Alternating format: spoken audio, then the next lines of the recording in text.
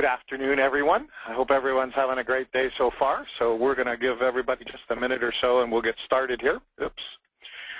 One of the very first things I want to bring up is that at the end of the webinar we will have a chance for some question and answers. And on your little applet that GoToMeetings or GoToWebinar puts on your desktop, there is a hand. If you click that hand, it raises it and you let us know you have a question. The easiest way is for you to use the question portion of that applet, which allows you to type a question in. It comes to our screen, and we can respond to that verbally so everybody gets to hear it. I'll read the question and verbally do that. If you don't mind, if you click the hand after we answer your question, re-click it again so it lowers it, so we're not thinking we have more questions than we do. So we'll go ahead and get started. In just a minute, we have a lot of people signing on, a lot of people waiting just to right at 9 o'clock, or 10 o'clock, I'm sorry, to get started. So we'll give them just a minute. Grant, did you have a question?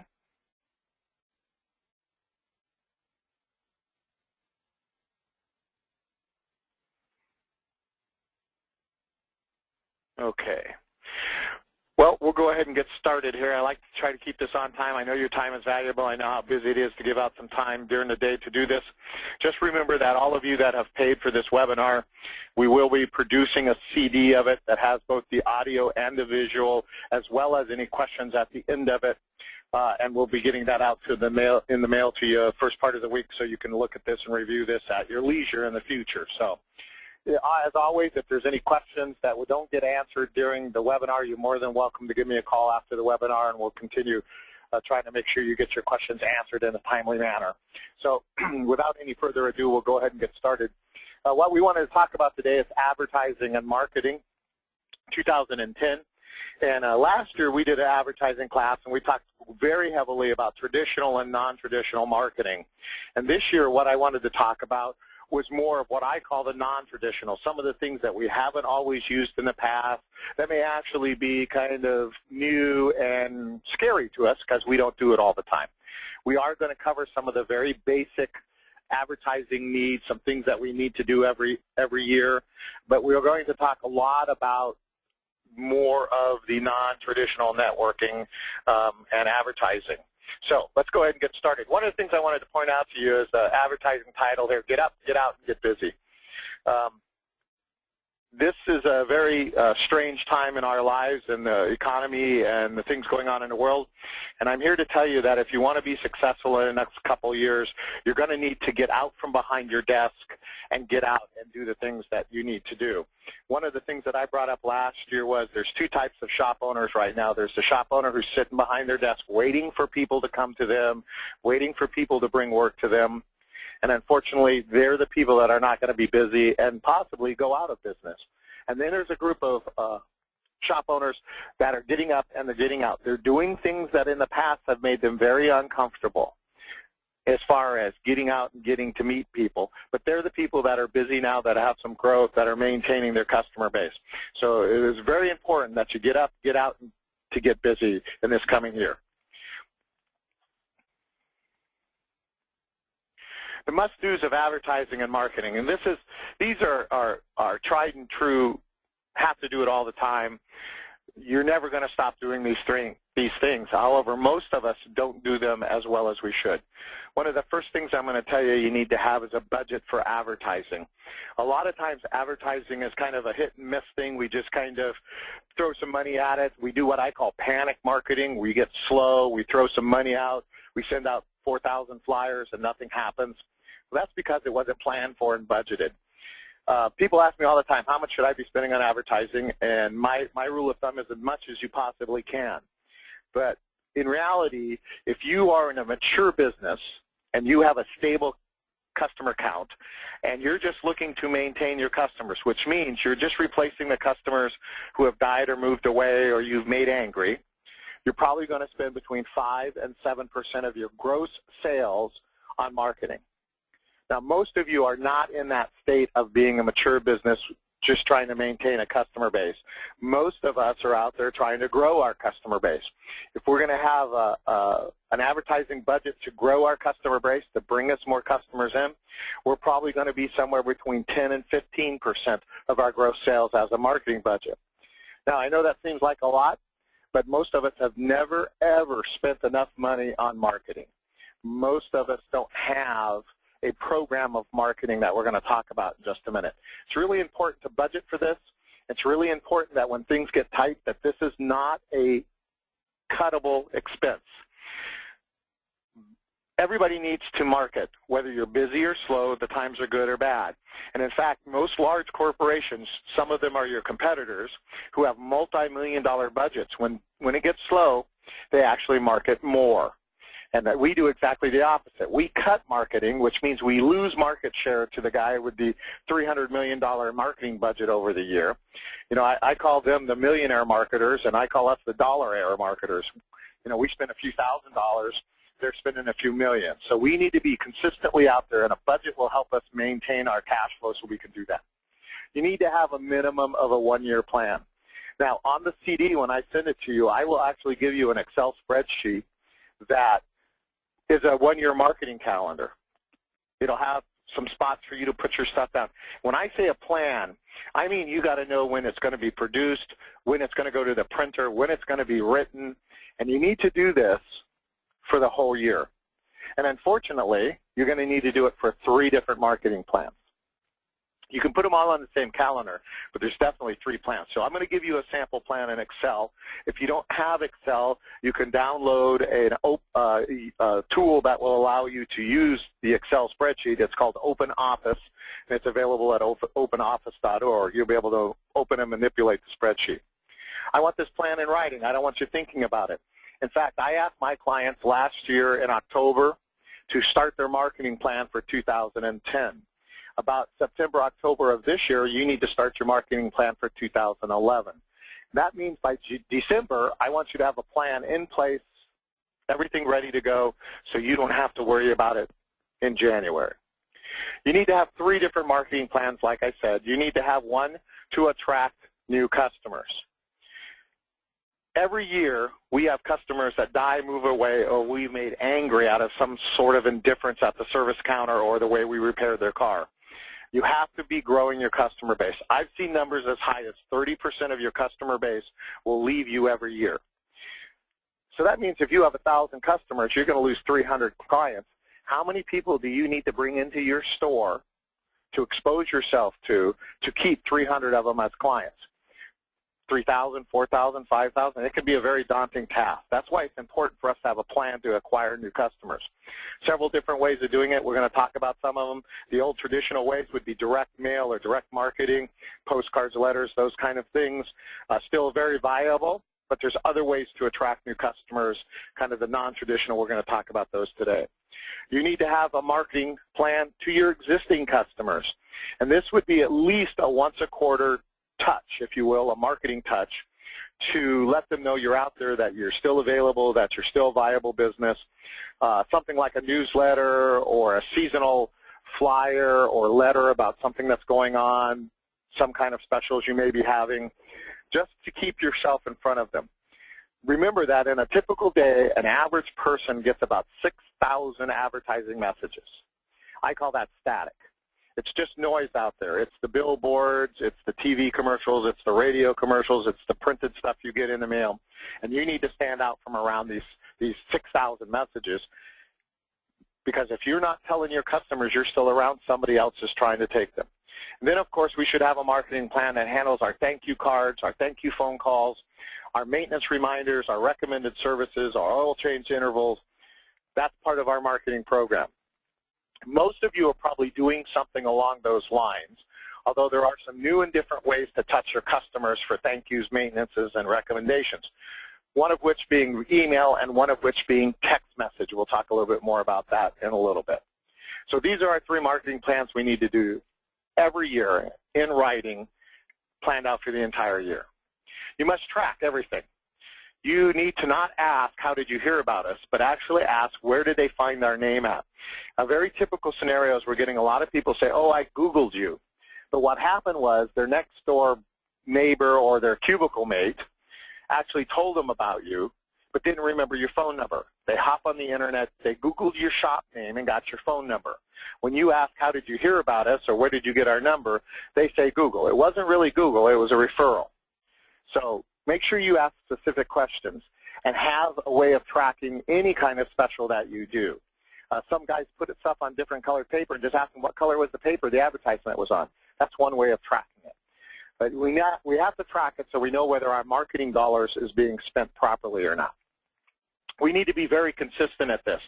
And again, I think this is where we don't do a good job. And most of the time it's because we are too busy with all the other hats we wear as owners and managers. Marketing needs to go out on a very consistent basis. There needs to be a certain number of touches every year that we give our current clients as well as our new acquisition list. We need to make sure that we're consistently putting our name out in front of people. You can't market once or twice a year and expect to get any kind of results out of it. Change it up. Don't do the same thing every time. As I was telling my clients at our class on Tuesday night, we actually had a client who sent out 2 mailers using the plain vanilla white envelope, white letter. And we got an okay response from it.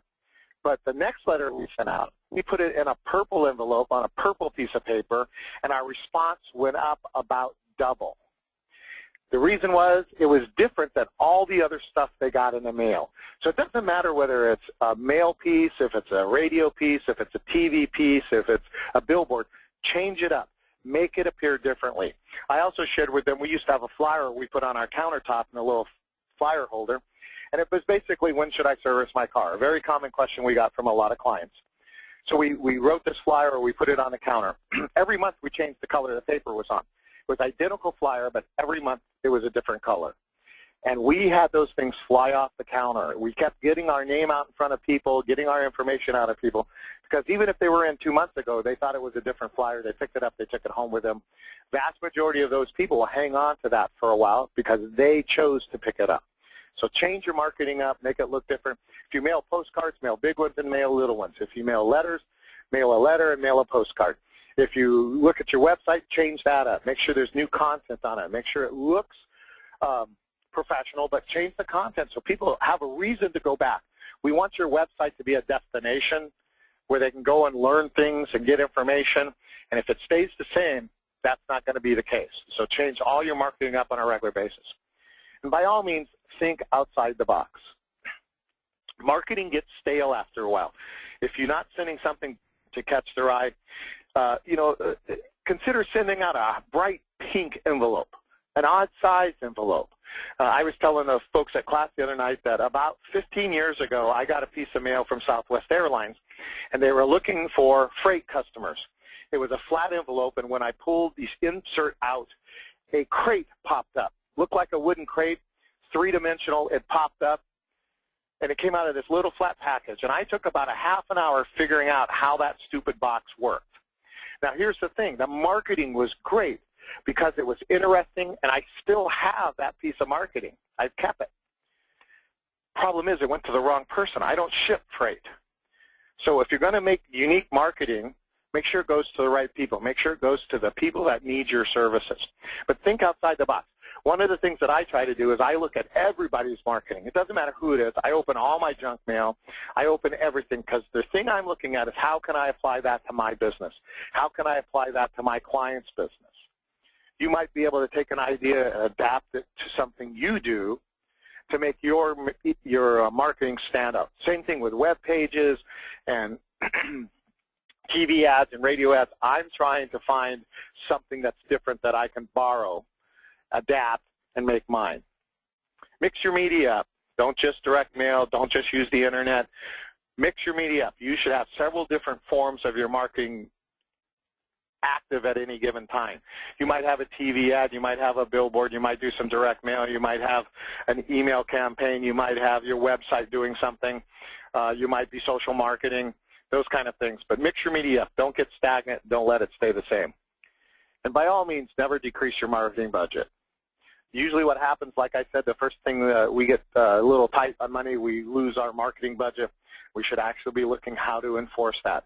And please remember, as shop owners, you can only decrease your overhead so far until you actually have to increase sales. There is a point where you can no longer decrease expenses. So part of that is let's market and bring more cars in and give us more opportunity. Non-traditional marketing, non-sales points of contact.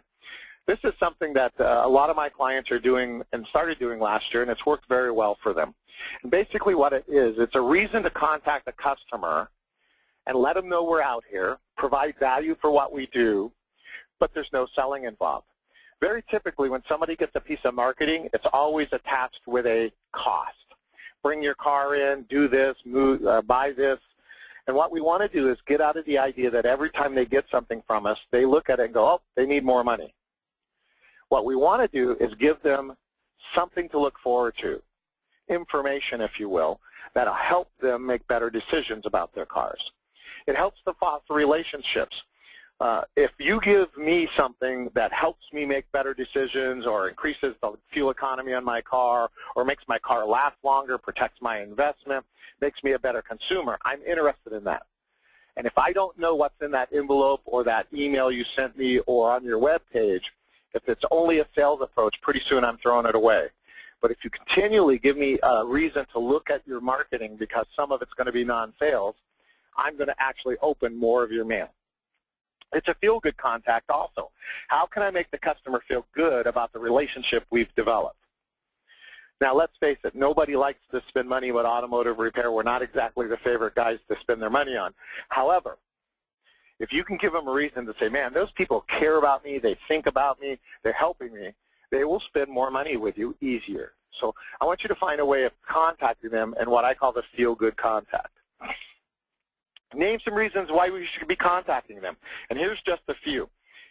Birthdays. Most people will tell you information about their personal lives you don't even have to ask. You ask them, how was your weekend? They go, oh, it's my birthday, so we went out, down out to dinner. Write that down. You don't have to know the exact date. Just send them something in that month or approximately around that time frame. That sets you apart. I get birthday cards from people like Southwest Airlines, and I know I'm not the only one they send out. But it's still kind of fun to get a birthday card from them, and the creativity that they put into their birthday cards makes me want to open it. I look forward to it every year. Anniversaries. Again, they'll tell you this. They'll say, oh, we just celebrated our anniversary. Write it down, send them a card. You can always ask, of course. Some people think that's a little too forward, but that's entirely up to you. The holidays. Now, typically at the end of the year, we send a holiday card or letter out.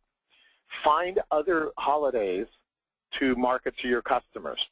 We had one lady in Southern California that did a special for Valentine's Day. She actually sent out a flyer that said, stop by the shop, fill out the entry form, and enter our contest to win one of 3 different baskets. No purchase necessary. And by the way, when you stop by, we'll give you some Godiva chocolate. She sent that to 4,000 people. And by the way, she cross-promoted this with the basket company. And on her letter, she put the basket company's logo and phone number, and the baskets were provided by them. People came down, filled out an entry blank, threw it in the bowl, got their piece of chocolate, and a vast percentage of them talked about their car. They actually were scheduling appointments because they came in to fill out the entry blank. At the end of the month, when the contest was over, they announced the winner, and then they sent everybody who entered the bowl, entered the contest, a thank you card. Now we have a reason to contact them. And for what it cost her, which was basically the price of the mailing and the chocolate, was not a big deal. Think about how many holidays, 4th of July, Thanksgiving, Halloween. There's reasons to contact people. And her little postcard she sent out, the top of the card said, we love your car. So, Halloween, we got a scary deal for you. There's tons of ways of making this a cute, effective marketing that doesn't necessarily say, come spend money with me. Give away something. Give them some knowledge. Just contact them because that will generate interest in what you're doing. You'd be surprised you send something out like that, how fast the phone will actually ring after that. The other thing is informational, more newsletter style. Here's some information. Most of these things people read, they hang on to. A lot of you are doing paper newsletters, which is great. It's very expensive from time to time, depending on how many you mail. But you can also do some of these email-wise to get the same kind of impact. And, of course, special events. you should be celebrating every 5-year anniversary you do. We had a client to celebrate their 50 years. They had a big shindig on Saturday, custom cars. The car dealer brought some new cars down. We invited everybody in town. The newspaper was there. The mayor came down, did a proclamation about 50 years. We got a ton of free press out of this. We got a chance to meet new people face-to-face and talk with them. And it was an awesome experience. But the really cool thing about it is we had people making appointments to get their vehicle serviced during the open house. People that we had not seen before. They came down, saw the shop, met the people, were impressed, and made appointments. So find a reason to contact them other than sticking your hand out for sales. Personally, if you contact them 3 or 4 times a year through the holiday idea, that would be a great tool. Especially, think about this. Christmas, everybody sends the end of the year seasonal flyer out, postcard, letter. Send one out at Thanksgiving. Not very many people send a Thanksgiving card out. You'll be a lot less in the mix, if you will. There'll be a lot less static then than there will be in the month of December. So it's just a different way of approaching this and making this a reason to contact them that's a positive reason instead of negative. Again, I want you to foster a relationship and create a feel-good contact.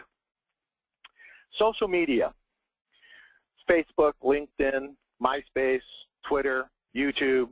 There's literally hundreds of them out there.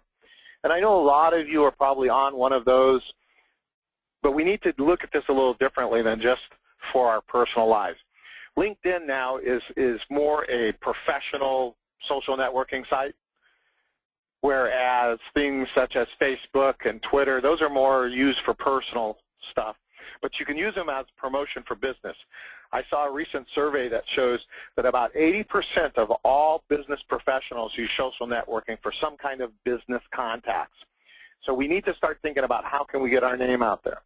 And again, you know, you hear about these people with their tweets on Twitter where they're, you know, every 15 minutes they're posting. You do not have to post every 15 minutes. A lot of this stuff, if you just did a timely post once a week, once every other week, so that you get your name out there, it's definitely going to raise your name awareness.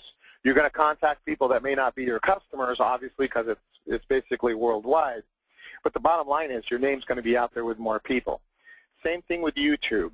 I know a lot of shops that have YouTube videos out there of either services they perform, out-and-out commercials for what they do. It's another place. And here's the interesting thing about this. Almost, I would venture, I guess, to say 99.9% of you that are on this phone call today have some kind of website. And we talked last year about search engine optimization and keywords and those kind of things. And here's something to think about. Part of the weight that they put on your website when they do search engine optimization is where else are you listed. So if you have a Facebook page, a LinkedIn page, you have some YouTube videos, when they go out and search the web, they see you have relevance. That gives your website weight. It moves you up in the organic listings. So ideally, the more places you get your name out there, that it's recognized on the internet, the more weight your website has, the better chance you have of being high up in the search engine organic rankings. And that's really what you're looking for. Don't look at this as this is going to be the holy grail of advertising. I'm going to get all my work off of one of these social networking sites. What you need to do is realize this is one more part of the internet style of marketing as opposed to just being a website. So we want to have as much weight as possible on our website, and part of that is links. So when they see you linked to Facebook, LinkedIn, MySpace, Twitter, YouTube, those, it adds weight to you. The other side of this is on your website, please have a lot of complimentary links. I have clients that actually have the Weather Channel linked to their website, and I ask them why, and they said, well, I figure if they know I have it, it's easier for them to come to me because they remember my name than to go to the Weather Channel or Google it. I'm going to get another touch. I'm going to get a chance to sell something to them as far as my name and name recognition. So do that. Department of Transportation, Department of Motor Vehicles, give them, you know, road conditions, as well as maybe the body shop you refer work to, the glass shop you refer work to, the upholstery shop you refer work to. The people that you use as complementary businesses should be linked. Again, this drives your ranking up in the listings because you have usable links. So it's very important. Most of you, or a percentage of you, probably use some kind of social networking. It's not just for kids anymore. In fact, it was amazing. I saw a statistic about the growth of the 35 to 45-year-old people signing up for these social networking groups. It was something like 50 or 60% growth in that age group. So yes, you do have some children, some younger folks, some young adults on it, but you also are going to have a huge percentage of your core demographics. 35 to 45, 35 to 55 is our core demographic. Typically own 2 cars, own a home, 2 wage earners in a family. Definitely want to look at them. So this is another way of touching them. It can be a very powerful business marketing tool. There are some pitfalls. There's some things you have to be concerned with, and we'll actually cover those at the end of this webinar. But if you're not already doing it, look at how you can get your business out there. There are some great books out there. There's actually a book called Facebook for Dummies to help you if you're not 100% sure on how to promote your business and get it out there. You do have to be careful. If you have a personal page, you need to do a link page for Facebook. You can't have a separate business name page, on my understanding. I'm not an expert at this, but I'm certainly learning a lot more about it and using it to promote our business, so that's why I want you guys to promote yours. And everything I've read says in the next 2 or 3 years, this is the place to be for business marketing. Some other non-traditional marketing. Social media allows you to share expertise and knowledge, and I think this is a key point. One of our biggest problems is people don't understand the complexity of what we do. And here's an opportunity for you in a social setting to explain, to educate about car repair. For example, to educate them that they don't have to take their car back to the dealership for normal maintenance services to maintain their warranty. The services you provide, the things that you do extra for them, the additional services you provide, your knowledge, your expertise. This is a great place to share, hey, we just went to this training seminar and we learned about the CAN system on vehicles, and or we can program chips. We can do all of these things. This is a perfect way because it doesn't appear to be an advertisement. It's more of a knowledge-based process. The more knowledge-based you are, the more you establish your expertise, the more valuable you are to the customers. I want you to remember that most of them know how to drive their car. They don't understand the complexity of repairing the car. They don't understand the complexity of diagnosing the car. Part of our job as shop owners and managers is education. So that's where we have to do a better job. And this, in my opinion, is a great venue for that. You know, you could do a short video about it. You could do an audio about it, podcast it. You could put it on your website. You could email it to people. There's lots of ways for you to get your name out in front of people and establish it as the expert. It allows you to learn from your customers. Ask them to send you their questions. Talk with them about car repair. You'd be surprised the fallacies that are out there about what we do and how we do it.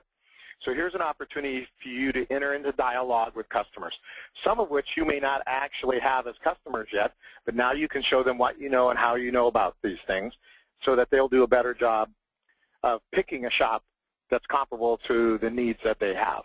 So you use it as a learning tool for us as well as for them. It allows you to engage prospects without their car being broken.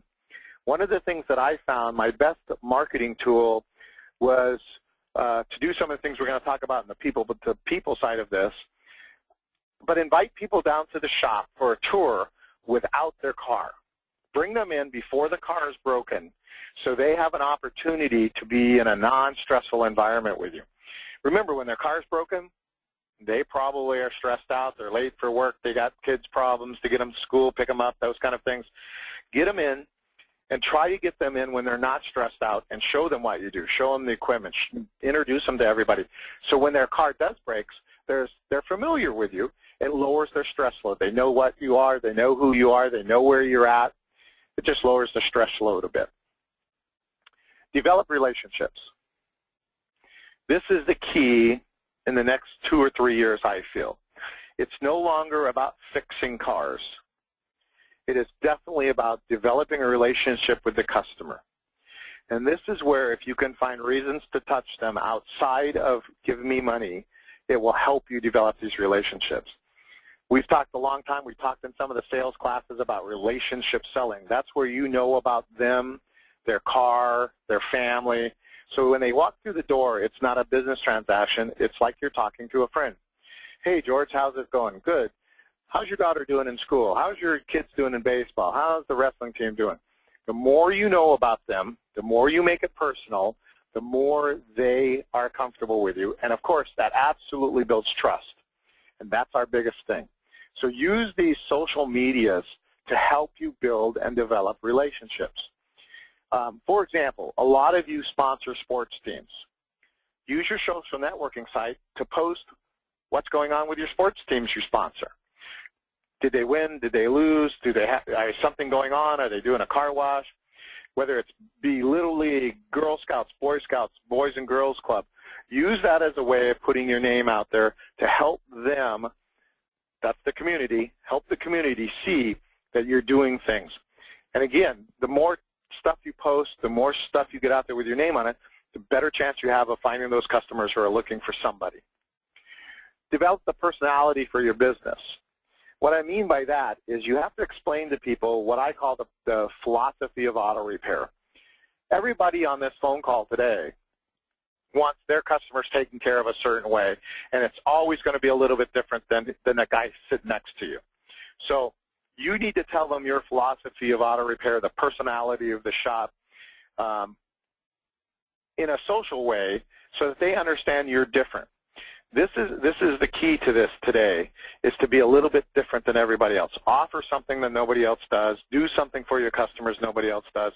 Help them do a better job of being a customer. And a lot of us are so busy fixing cars and so busy handling the customers, we forget that we have to continually reinforce what we do, how we do it, and why we do it. Everybody in this phone call, again, has had somebody walk up to them and say, I didn't know you did that. They've been customers for 15 years. They still walk up and say, I didn't know you did that. That tells me that we're not doing a good job of letting them know on a regular, repetitive basis what we do. This is a way of putting that out there. Develop that personality, how you think about cars, how you think about customer service. Tell them, and tell them over and over and over again. Again, a social networking site allows you to do that in a non-threatening mode. And a lot of your customers don't want to hear your spiel when they drop the car off in the morning. So this is a way of getting it out to them. If they're fans of your page, they're going to get an update of every time you post something. It's a constant reinforcement of what you're doing and how you're doing it.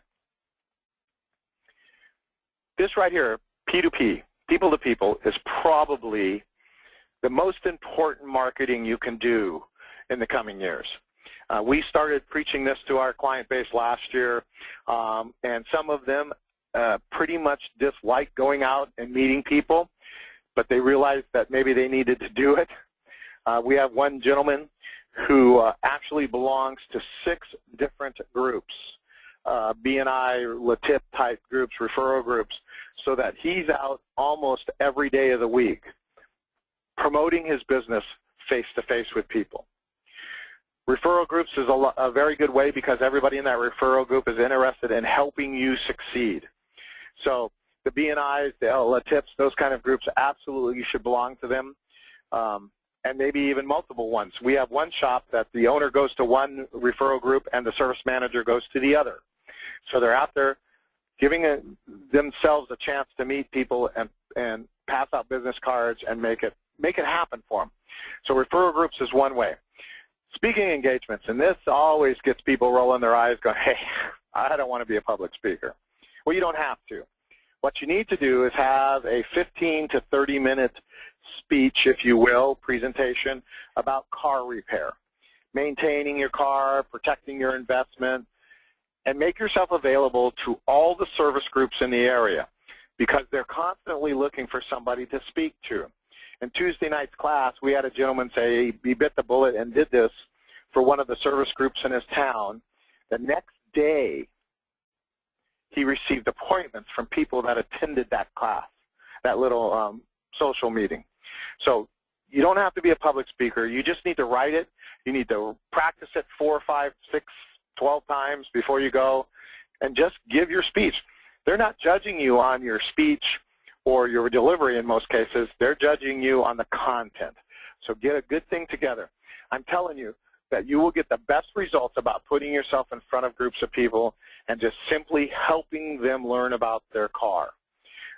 There's a big thing going on in California right now about an extended warranty company that says you have to take the car back to the dealership to keep your warranty in effect. And one of the lady shop owners in Northern California is actually doing a presentation today about that very thing, about the Moss-Magnuson Act that says you don't have to take your car back to the dealership to maintain a warranty. So there's different ways of getting out there, but this is a great one. And again, you don't have to be a polished public speaker. You just have to be brave enough to get up the first time. And the longer you do it, the easier it becomes. After you do it 5 or 6 times, it's a lot less scary. Tabletop shows or car shows. This is an important one also. A tabletop show is a lot of times a vendor fair, if you will. The city puts together a little, we used to call them trade fairs in our town, but it's basically a chance for the businesses to buy a booth or buy a table and put their wares out and talk about it. You should be attending all of those you can. Not only in your own town, but if you have towns close to you, might be consider doing those. Here's the key. If you're going to do a tabletop show or car show, make sure that you have several pieces of information with your name and address and phone number that go out to the customers. We used to have a white bag, and we bought a large white bag. It was 13 inches wide. It was 18 inches deep. Our logo on both sides, just bright white with our logo.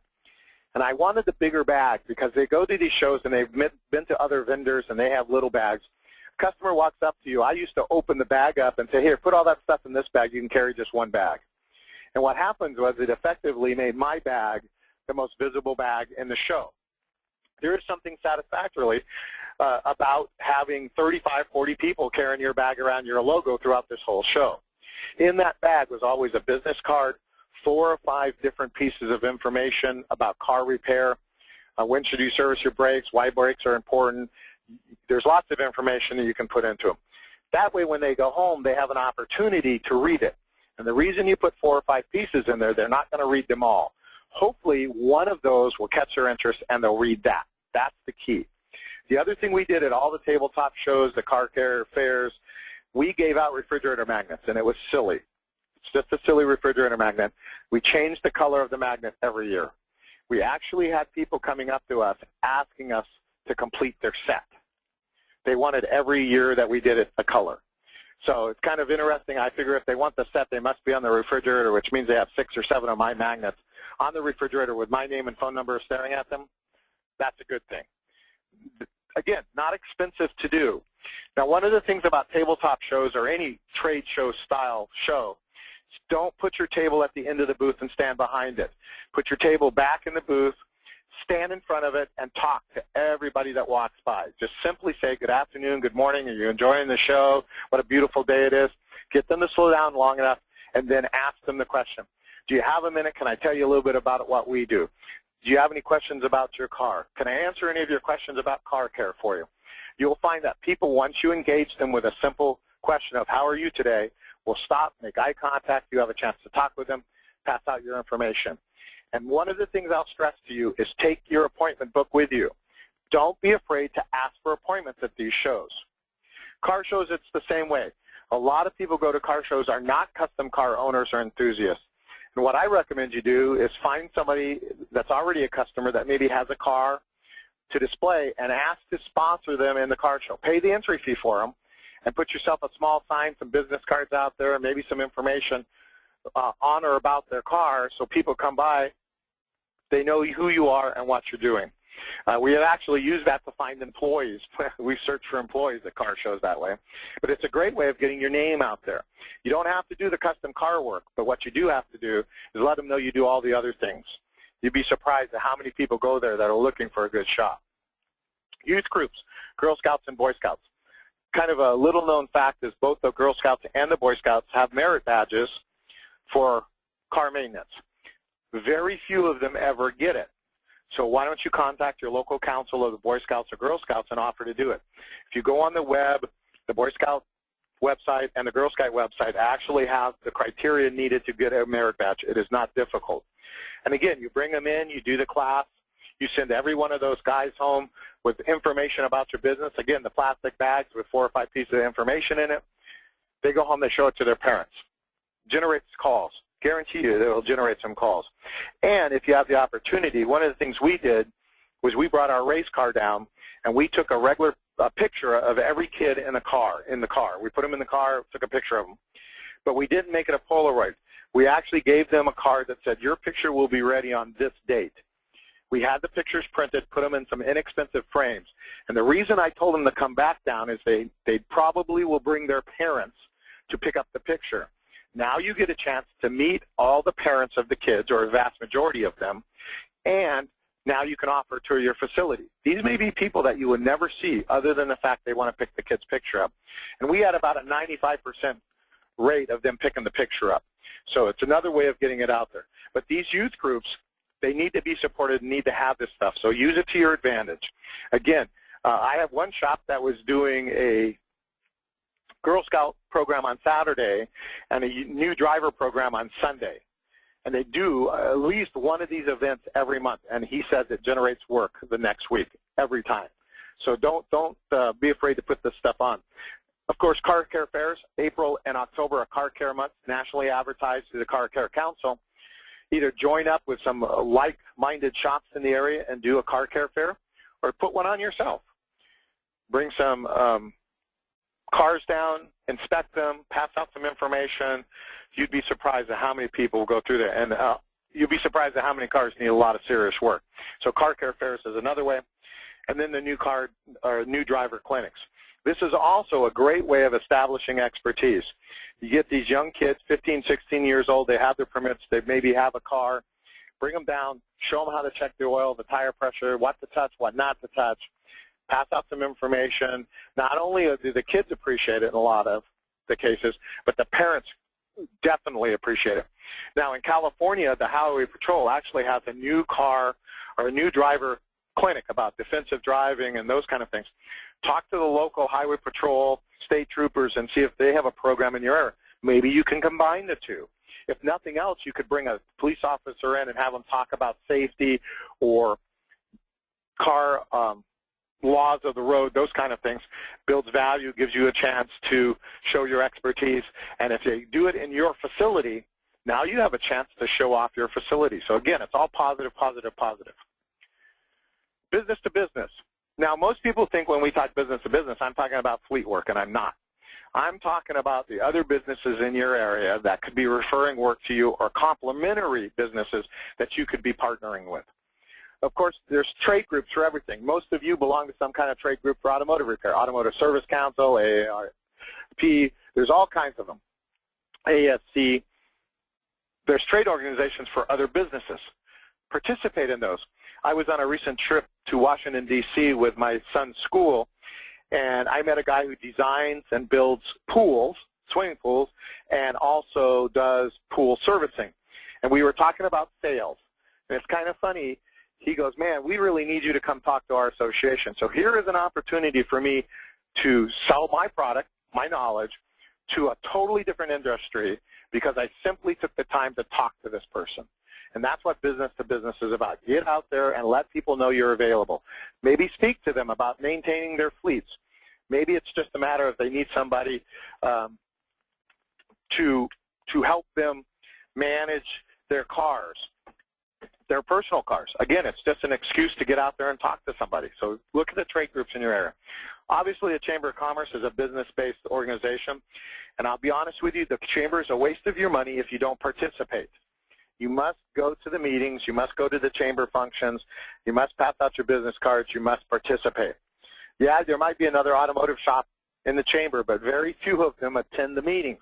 That sets you apart. Attend the meetings and be there.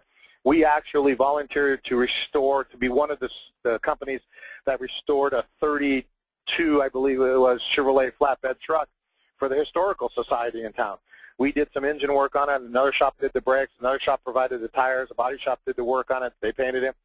And that was 15, 16 years ago. And the name of our company is still on the plaque, still being thanked for the work we did. So be involved. There's all kinds of projects that you can get involved with that will help you promote your business. They'll take some time. They might even take a little bit of money. But in the long run, it's the best kind of advertising. Social groups, Rotaries, Kiwanis, Knights of Columbus, Any of those. They're looking for speakers. You don't necessarily have to join them all, but certainly put yourself out there as an expert in the automotive field to help them with speaking or have them put on a car care fair. You provide the work, they get the benefit. Also work with them in their charitable events.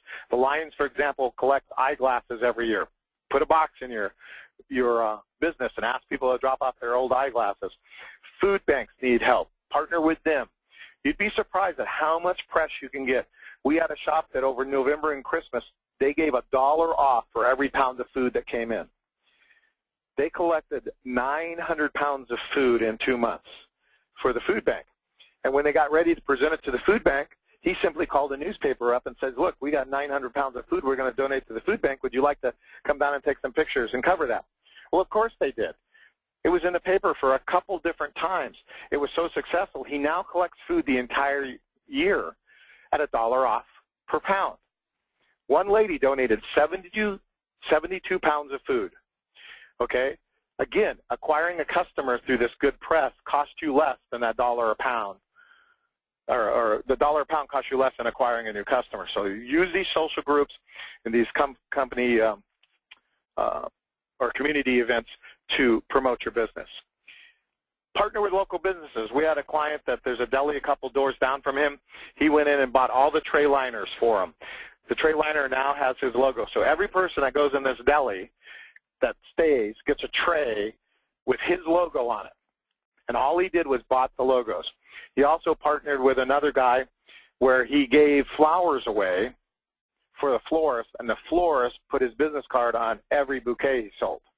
So little things like that you can work out to where the customer that you may not have ever touched is going to get some kind of marketing.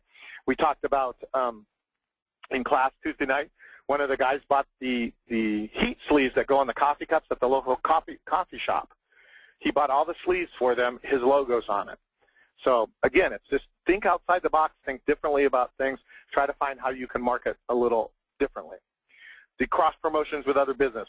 We had one guy talk about he bought the pizza boxes for the local pizza place, and they put his logo on the top.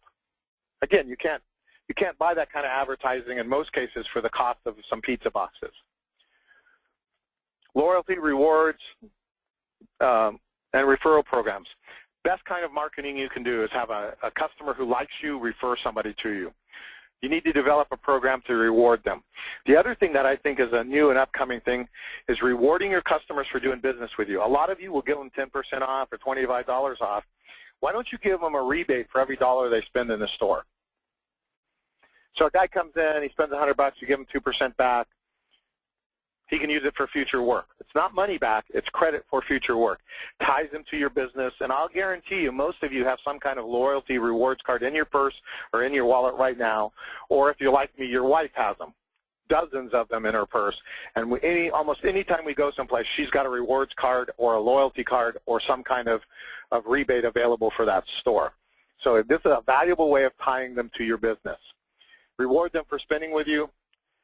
Build loyalty by tying them to your business. Now here's the thing. If you give a customer a hard plastic card that looks like a credit card and it has money on it, credit on it, the chances of them hanging on to it are far greater than if you didn't give them anything to hold on to. The better job you do of getting them to realize there's cash here, the better job you'll do of bringing them back. Because you and I both know if you owe them $25, good chance they're going to come back and use it. And if the program's designed properly, it doesn't cost you a dime until they return the card to you and you actually give them the credit. So no pre-purchasing and those kind of things. Reward them for referring customers. I can't tell you how important this is. Give them something. And if you can, give them something that's personal as opposed to just being dollars and cents. I was talking to a gentleman on Tuesday, and he was talking to a client who referred a customer to him, and he knows she has a bulldog named Spike. So after the referral went through, he sent Spike a dog collar with his name on it. Probably cost less than he would be willing to spend in giving her dollars and cents, say a $100 gift card, but that generated a personal phone call, a personal thank you, whereas that gift card may not have. So it's a different way of touching that customer and thanking them for the referral. Send them to lunch, send them to dinner, send them to the movies, something other than, hey, your next oil change is free, which is great. but try to make it personal. So if they have an interest, try to make that referral reward part of their interest. Always provide door prizes and raffle gifts. A lot of people come to you and want things to give away. By all means, give it away. Boys and Girls Club, for example, every year in our town holds a huge silent auction. You should participate in those things. It gets your name out in front of sometimes hundreds of people, and it's still cheaper than touching all those people through a direct mail campaign. And the most important part about door prizes and raffle gifts is you're helping the community. People recognize that. It's just like helping the local sports teams. I want you to be the business that supports the community. Sponsor as many sports teams as you can. Help out with the raffles and door prizes for these nonprofits. Give them what you can. Even give them time. You know, work the booths. Do anything you can to help them, because this is the cheapest form of advertising you can get. But here's the key. It's person to person. It's face to face. It's an opportunity to talk with them, as opposed to just mail a cold piece of paper to them.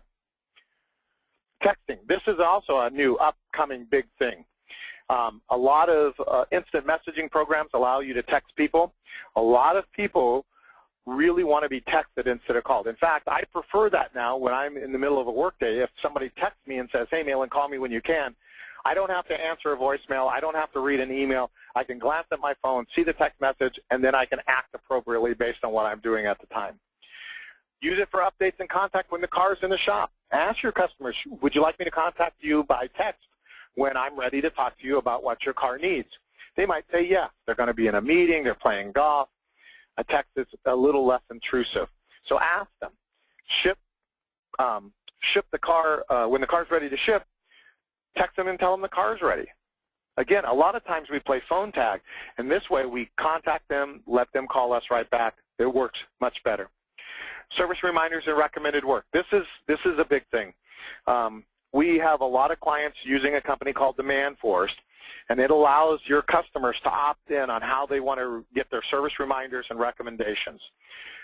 They can opt in for an email, a text message, or a postcard. And the idea is now the customer's chosen their method of contact, they're more likely to read it and respond to it. So it gives them an option. And I'm telling you, we have a lot of people that have opted in. We have some shops that nobody opts in for text messaging, and we have some that it's a majority opt in for text messaging. But here's a company that can do this very simple, easily, and automatically when necessary to contact them. Also, you should be pre-setting appointments. If a guy comes in today and has his oil changed, you should be going your interval, whether it be 3 months, 6 months, 5 months, whatever it is, and scheduling the next appointment. Now, what's difficult about this is you have to make sure you contact them. And that's where, through DemandForce, for example, they will automatically contact the customer a couple days in advance of their preset appointment and remind them. They actually are allowed to confirm the appointment. So you don't have to call 10 people today. You might only have to call the one person who didn't confirm the appointment. We've been doing this for years in the dental field, in the medical field. You know, I find it funny that we fill out the postcard that we mail to ourselves to come in and spend money with the doctor. So we should be doing this. We should preset appointments. Yes, some people will not set them and keep them, but a vast majority of them will. I do the same thing with recommendations we made that weren't fulfilled. So if a customer comes in and we have 5 things wrong with the car and they only do 2 of them, I try to preset the next month another piece, one of those other 3 items, highest priority, of course, to where the customer is scheduled to come in, and then just simply remind them through a text or a phone call, don't forget about your appointment. Some will not keep it, but a majority of them will. And a lot of shops that are doing very good this year, that are growing, are using presetting appointments. You should preset appointments for everybody, whether it be a maintenance work or recommendations. Pre-schedule it, do it in advance, set it up to where they get a reminder and notification. It's considered non-intrusive. Again, a text message, I glance at my phone, I read it, I don't have to open an email up, I don't have to listen to a voicemail. I just like the fact that it's kind of a no-touch type of communication. Email. Obviously, we've been emailing for a while. You should be doing your newsletters through email. I know a lot of you do printed emails, but the email through the email newsletter touches more people for less dollars. And what's nice is you can link them to your website read more articles, to get more information. It drives them to your other marketing source, which is your website. Email your thank yous out. Now again, part of the program that Demandforce has is that when they close a repair order tonight, tomorrow they get a thank you. Thank you for allowing us to service your car. And it has a link to make an appointment if they want to make an appointment for another car. It has a link to take a survey about your service. And it also has a link to do a review for you.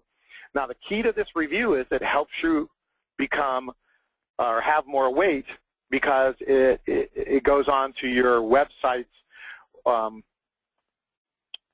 search engine optimization.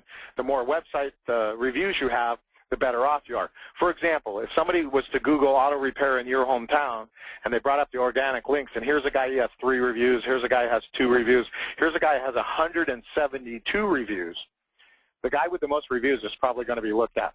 We've had customers bring the pages of reviews sitting on the front seat, brand new customers, into a shop because the reviews drove them into the shop.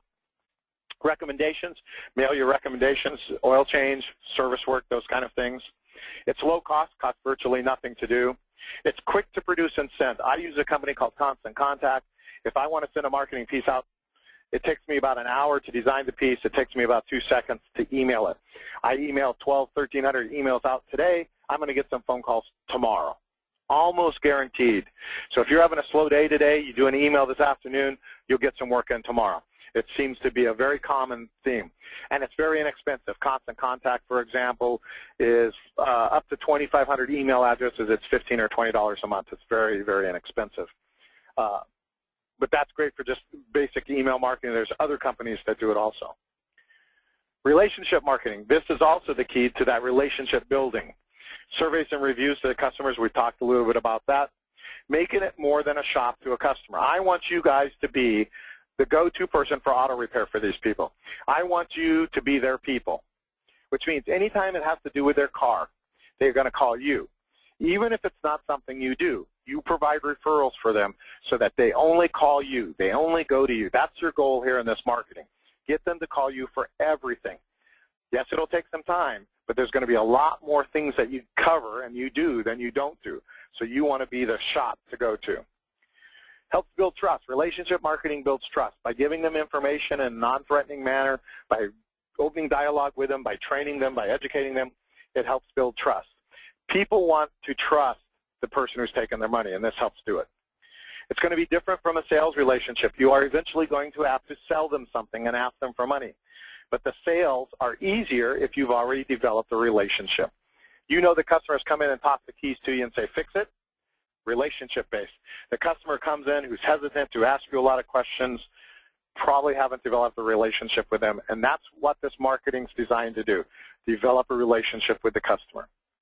It also increases referrals whenever you have a good relationship with your customers. You only refer people to people you trust, right? So your customers are no different. Help them build trust in your business so they will refer people to you. Here's the bottom line. I want you to be different. You know, last month we talked about the phone sales and we talked about the differential. This is really the key in advertising also. You need to show them you're different. If you're going to be in this mix of 6,000 pieces of marketing that hits them every day, the static, you have to stand out. I want you to be different. You don't have to, you know, to spend $1 bazillion to be different. You have to think about it a little more. Think, how do I be different? How can I do something nobody else is doing? If you can do that, you'll get more customers out of this. It's very important to keep the idea of I'm going to be a little bit different. Some words of caution. Always, especially in your social media, control the content. Do not allow an employee to post on your social networking sites, no matter which ones they are, without your final approval of what's posted.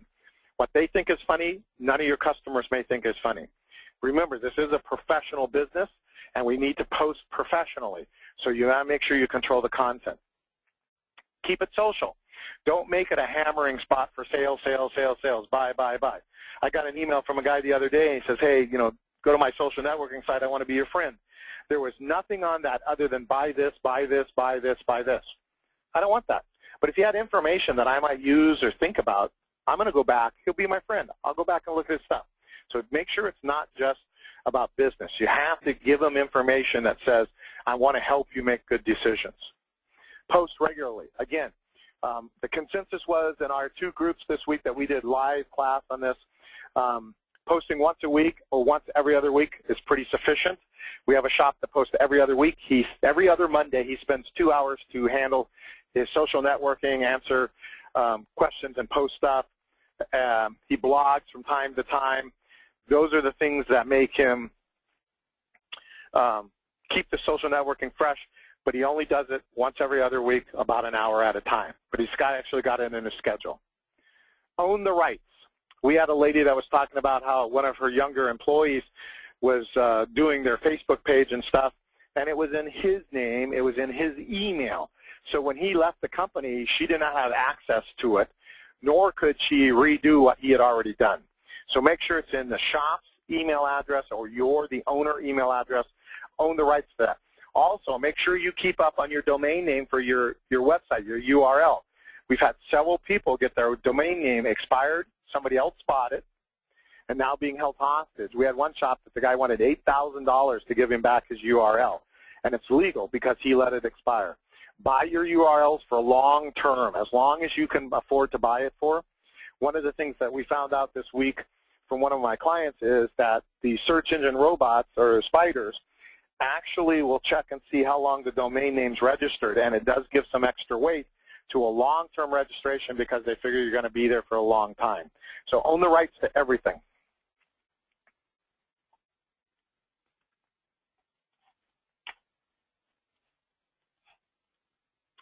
Control who posts. 1 or 2 people should be in charge of this. If you're going to delegate it, that's great. In my company, Ryan does most of the posting and stuff just because it's a time issue for me, but nobody else does. We want to make sure that we control who posts and what gets posted, again, because we want to control the content. Be general in information. You do need to be careful about specific repairs or fixes. First of all, you're giving away your expertise.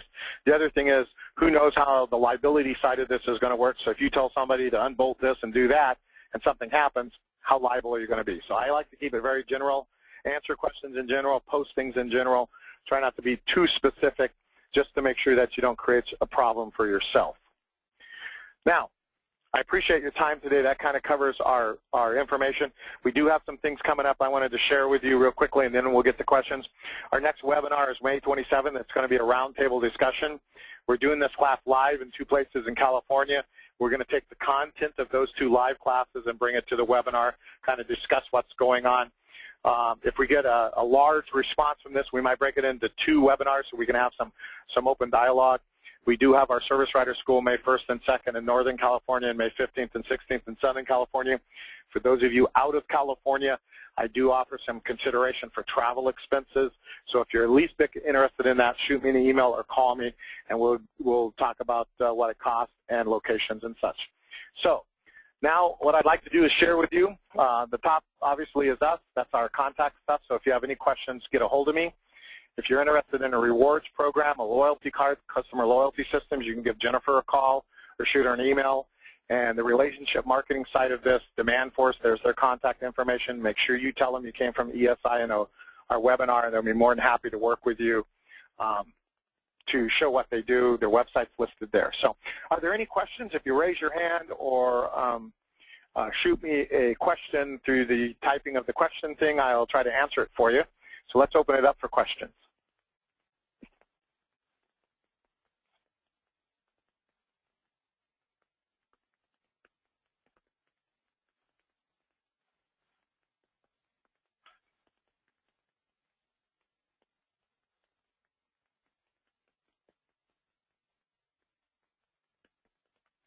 Well, nobody has any questions. That's good. That's very good. I will offer, let's see here. Okay, Brian, I'm sorry, what if we do not have time to write the what? What if we do not have time to write the email blast? Well, you know, that's always a consideration. It's time. And what I recommend you do with producing this kind of goes back to the plan, is you need to carve out time to do that. Now, if you're doing it through somebody like Demandforce, which allows you to email to your customers, they have some pre-done templates, and it's a pretty simple matter of adjusting that template to fit your need. And they just announced that they have content from the Car Care organization in their emails now. So that kind of helps you where you don't have to write it.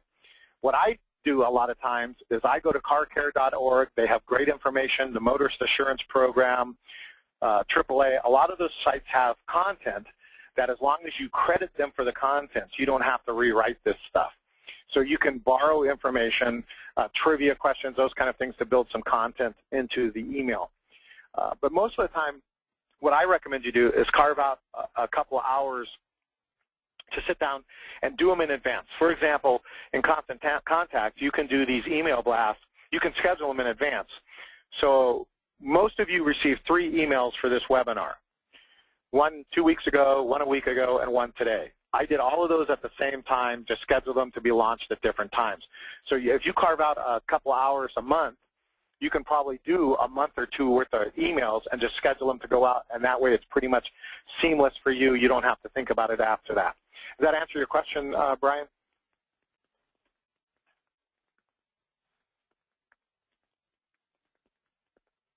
Okay, and again, I reiterate that, my phone number is up at the top of that screen that's showing right now, as well as my email. Any questions about this webinar, by all means, give me a call. I'll be more than happy to talk with each of you, if necessary, one-on-one about your marketing and things we talked about. If you would like to see Constant Contact work, then we'll set up a one-on-one web meetings where I can actually show you ours. Yes, please give me a call later, Brian. So, does anybody else have any questions?